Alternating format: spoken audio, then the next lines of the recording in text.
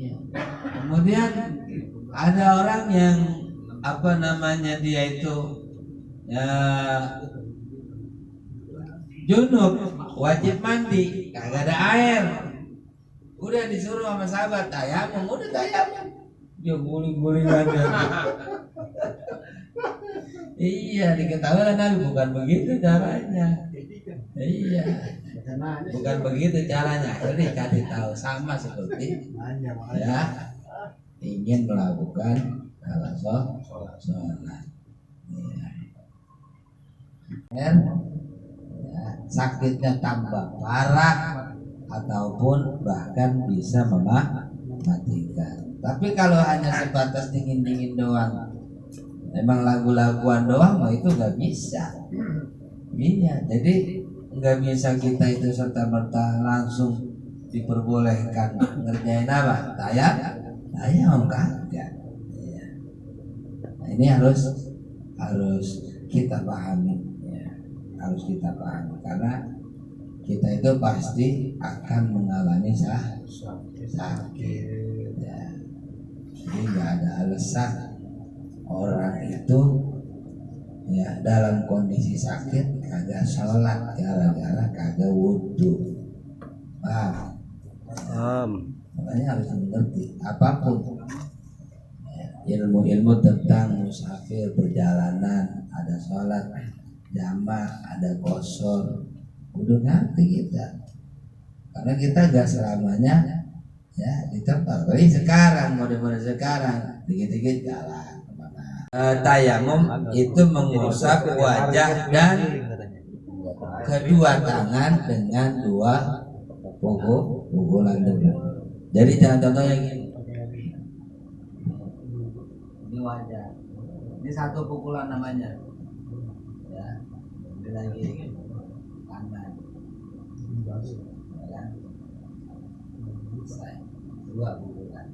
Jadi enggak satu nih wajah, kemudian tangan, ya, enggak. Dipisah loh.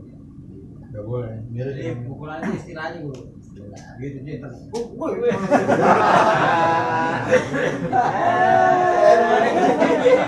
Jadi begitu. Dia paham ya. Iya, nanya dia makanya. Makanya orang FDR tuh Kemarin begitu kemarin. Iya. Tanya Guru, tanya. Tanya kok. Nanya. Kalau mukanya atau tangannya lagi kebakar. Ada luka gitu, ada luka. Bakar mukanya. Luka. Iya, luka. Semuanya nih mukanya ya. Ya separuh apa semuanya. Kan pernah Tangannya ini teman saya itu lagi malam-malam mainan, kalau di kampung kan ada oncar itu loh. Jadi lagi Onco. Obor. itu lagi ditiup kena muka itu loh. Itu kalau misalnya Iya, kalau memang sulit ya untuk diusap dengan debu atau dan lainnya, lagi pakai air, yang nggak boleh kalau lagi luka begitu. Iya, udah berarti ya kan. Kalau memang dia itu ya kan hanya wajahnya, ya kan, berarti ya udah diusapnya tidak terlalu ini. Kalau salah ini enggak.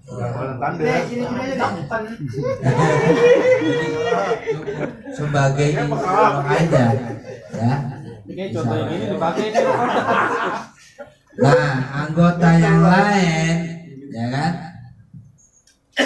Anggota yang lain itu tetap harus dibasuh dengan cara wudhu. Paham maksudnya Mas? Iya, yang ada di badan, ya, yang ada di badan kita, hilangin dulu, bersihin, udah. Kalau timbang baunya doang, masih ketinggalan itu dimaafkan. Nggak bisa kan? Kalau kita udah kosong pakai apa dan sebagainya. Kalau sekarang banyak mungkin alat-alat untuk itu buat hilangin dan sebagainya. Bisa pakai tisu dan sebagainya, itu bisa.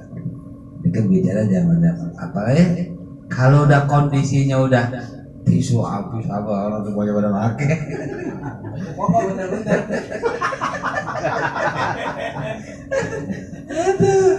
semuanya pada pakai. Apalagi berak dikit-dikit dikit-dikit kencing ini habis itunya. Iya. Hilangin dulu sebelum kita ngelaksanain apa? Tayang. Bilang dulu najis yang kagak dimakfu maksudnya. Kalau najis itu beda.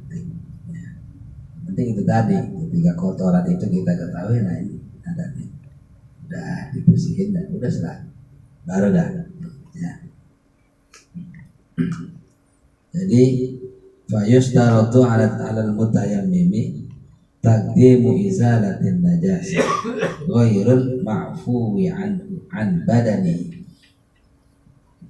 walau an badanihi wa an ghairi a'dha'i tayammum, sekalipun ya, najisnya itu, benda najisnya itu bukan pada anggota badan yang mesti kita tayamumin.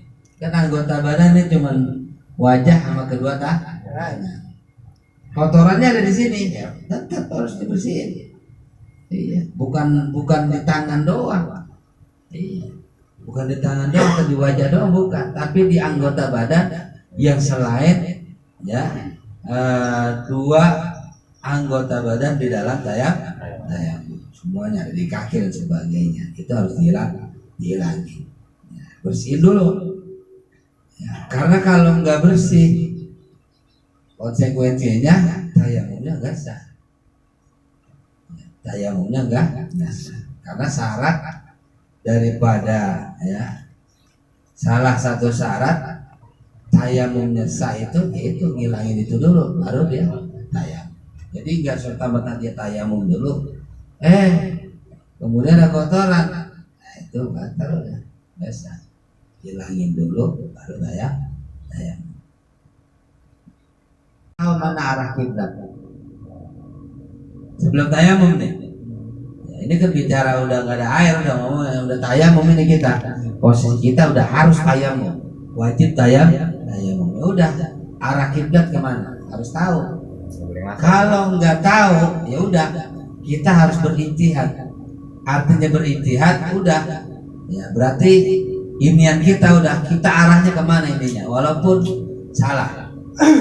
Karena apa? Karena kita mau nanya orang setempat nggak tahu, pakai GPS mungkin nggak nentu, kadang-kadang pokoknya kita nggak ada petunjuk ya, atau orang yang ngasih tahu bahwa arah kiblat tuh ke sana nggak ada.